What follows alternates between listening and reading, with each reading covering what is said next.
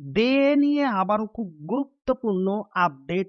DA মামলায় supreme কোর্টে রাজ্য 25% মহার্ঘ ভাতা দিতে আরো সময় চাইল রাজ্য সরকার।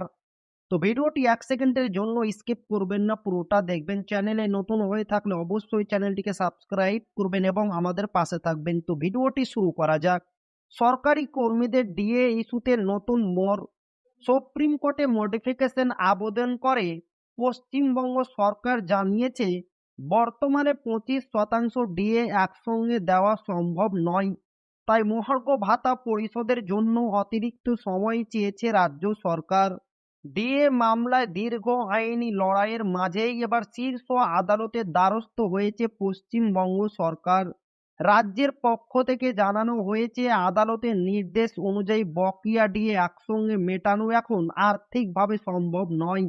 সেই কারণেই সুপ্রিম কোর্টে নতুন করে আবেদন জানিয়ে সময় চাওয়া হয়েছে। রাজ্য সরকারের তরফে করা এই মডিফিকেশন আবেদনে বলা হয়েছে চলতি বছরের 31শে ডিসেম্বর পর্যন্ত সময় দেওয়া হোক, যাতে ধাপে ধাপে ডিএ সংক্রান্ত দায়বদ্ধতা পূরণ করা যায়।